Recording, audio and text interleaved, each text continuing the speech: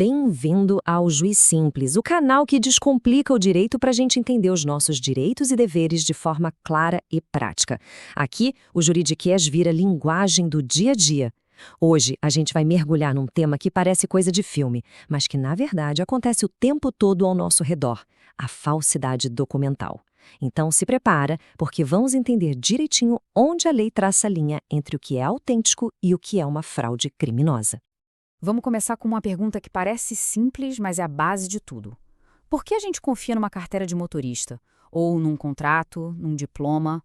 O que faz esses papéis terem valor? A resposta para isso está num conceito fundamental que basicamente segura a nossa sociedade de pé. E esse conceito é a tal da fé pública. Pensa nela como uma espécie de acordo social invisível, sabe? É a cola que faz as nossas relações funcionarem. É essa confiança que todos nós depositamos de que os documentos são o que eles dizem que são.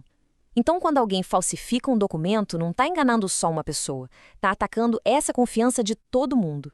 E claro, quando essa confiança é quebrada num documento que tem autoridade do Estado, um documento público, o ataque é visto como algo bem mais sério. Vamos dar uma olhada em como a lei define exatamente esse crime. Olha, a lei aqui é bem direta ao ponto. Não importa se a pessoa criou um RG do zero ou se só alterou uma data num documento que era verdadeiro.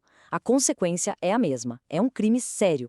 E a pena, de 2 a 6 anos de reclusão, deixa bem claro o tamanho do problema.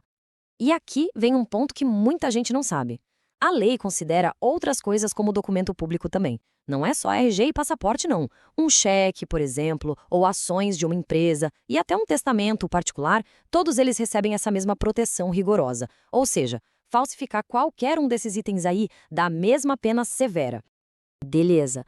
Agora vamos sair um pouco da esfera do Estado e entrar numa categoria de falsificação que talvez seja até mais comum no nosso dia a dia: a dos documentos particulares.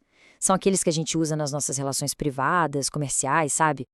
Pensa aí, um contrato de aluguel, um recibo de pagamento, uma declaração qualquer. Falsificar qualquer um desses documentos também é crime. A pena é um pouco menor que a dos públicos, mas ainda assim é algo sério, né? De 1 a 5 anos de reclusão.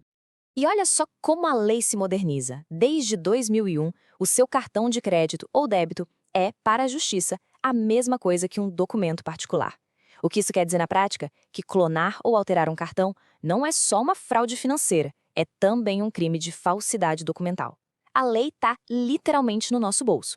Certo. Agora que a gente já entendeu a diferença entre público e particular, vamos para o ponto que talvez seja o mais importante de todos e o que mais gera confusão.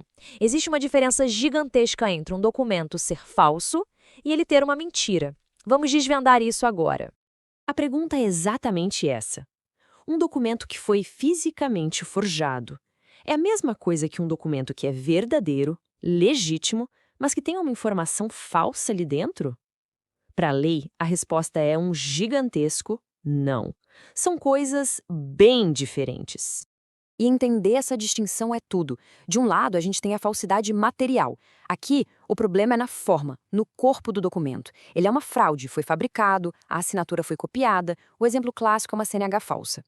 Já do outro lado, temos a falsidade ideológica. Aqui, o documento em si é autêntico, o papel é de verdade, o carimbo é oficial, mas a informação lá dentro, a ideia, essa é uma mentira. É o caso de alguém que declara um salário maior num documento verdadeiro para conseguir um empréstimo.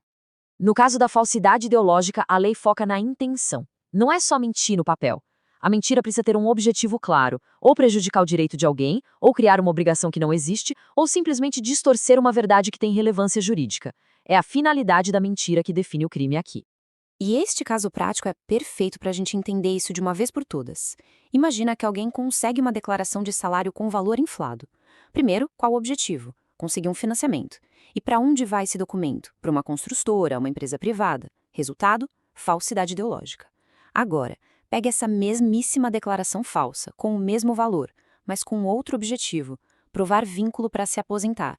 O destino agora é o INSS, um órgão público. Viu só? O crime muda completamente para falsificação de documento público, que tem pena maior. O destino do documento muda tudo. E para a gente fechar, uma última questão que é muito importante. E se a pessoa não falsificou nada, só usou um documento que sabia ser falso? Isso é crime? A resposta é sim, e é um ponto de atenção para todo mundo. E aqui fica o grande alerta. Não precisa ser o falsificador para cometer o crime. A lei diz que o simples ato de usar um documento, sabendo que ele é falso, já configura o crime. E a pena? É exatamente a mesma da falsificação. A lei pune tanto quem cria a fraude quanto quem se aproveita dela sabendo o que está fazendo. A tecnologia não para, e os métodos de fraude também não. Proteger a tal da fé pública nessa era digital é o grande desafio da justiça hoje em dia. E entender essas regras é o primeiro passo para a nossa própria proteção. Se esse conteúdo ajudou a entender melhor o direito, deixa o like, compartilha e se inscreve no canal. No Jus Simples, a lei é para todos, e a explicação também.